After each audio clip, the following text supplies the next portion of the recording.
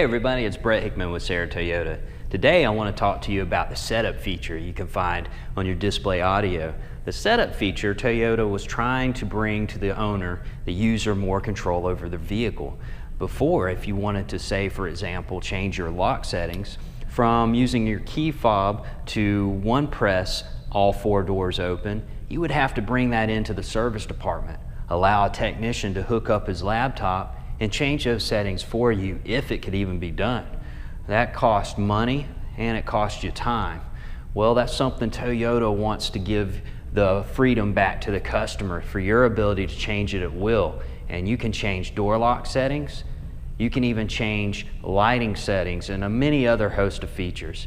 I can't wait to show you, so let's go ahead and let's get in a vehicle and let's take a look at what all you can do. Okay, now that we're in the vehicle, we can proceed with the vehicle customization tutorial. We're looking at a 6.1 inch display audio screen. You'll notice at the upper right hand corner is the universal settings symbol. You can press that to get into the setup options.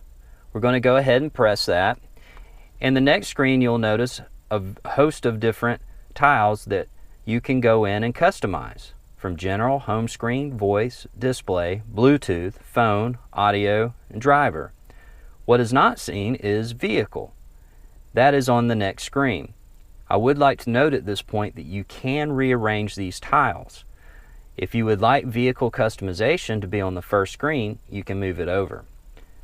As we proceed to the vehicle tile, we're going to press it. Once it comes in view, we're going to proceed past the vehicle customization. And here you'll see that we have different options of customization, from door lock settings, climate settings, light settings, other vehicle settings. We're going to go to the door lock settings. Here you'll notice that you can auto lock by shift from park, and you can auto unlock by shift to park.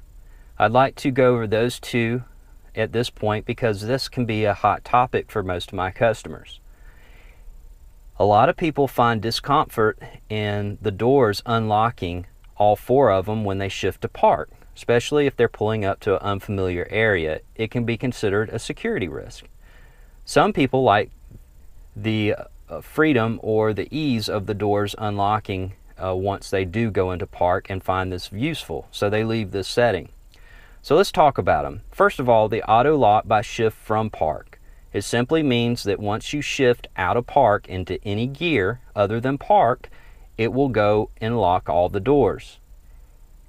The auto unlock by shift to park, when you go from any gear into park, it will unlock your doors.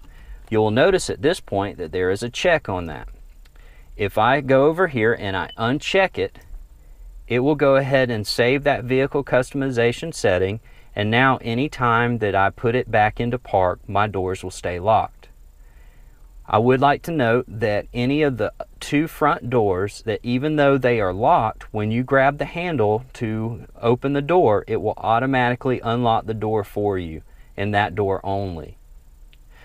Here you'll also notice that you can remote to press lock, which is checked. If I uncheck that, that means that when I press my unlock button one time, it will unlock all four doors. As it stands, it takes two presses to unlock all four doors. The idea is that if you're a single driver with no passengers and you press the remote one time for security, it will unlock the driver's side only, therefore not allowing anybody on the other side of the car to enter the vehicle. Here you'll notice that we have an auto relock timer. If you press and unlock on your remote and unlock the car, and you do not touch the door handles within 60 seconds, it will automatically relock the car. That's in case you accidentally were unaware that you pressed the unlock either in your hand or while it was in a pocket or purse. You can change that, and you can make it shorter, 30 seconds. You can turn it off entirely. You can make it 120 seconds, doubling the standard default time of 60 seconds. If we proceed down, we'll see that we can actually do lock and unlock feedback lights.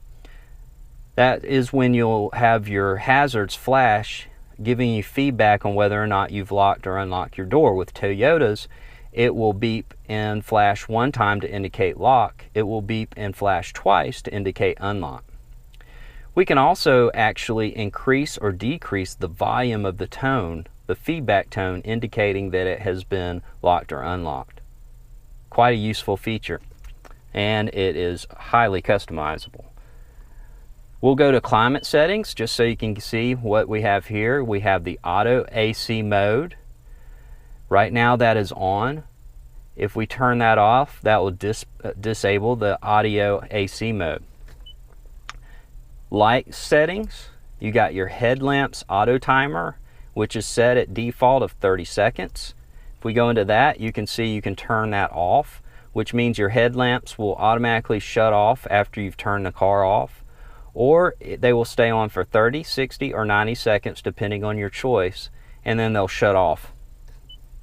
I would like to point out that most Toyotas and Scions, that even though you have a timer on, that if you hit the lock button twice, it will go ahead and shut your lights off for you.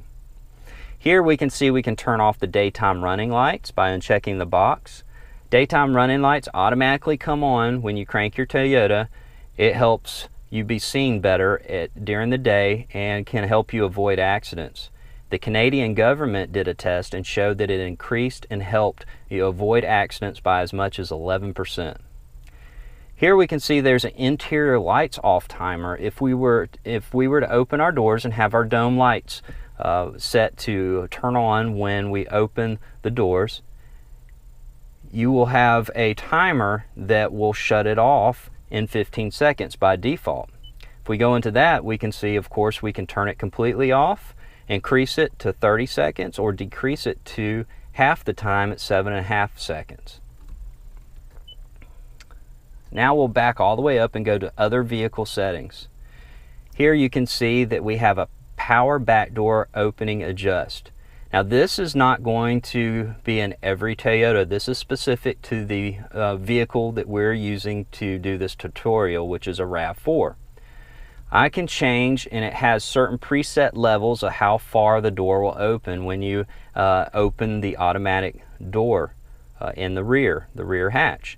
And you can see that it'll open it to different degrees of angles. That's useful if you may be going to the beach and you have a carport and the carport's lower than your garage, so you need to make the doors not open as high. These are presets. You can actually, which I'll show in another video, set your memory on your hatch when you're in the back to any specific spot that you want to. These are just presets, and it can make it easier if you have trouble doing that with the other way. I hope this helps you and gives you further options to check out with your Toyota. I think it was really awesome of Toyota to give us this and to give us control.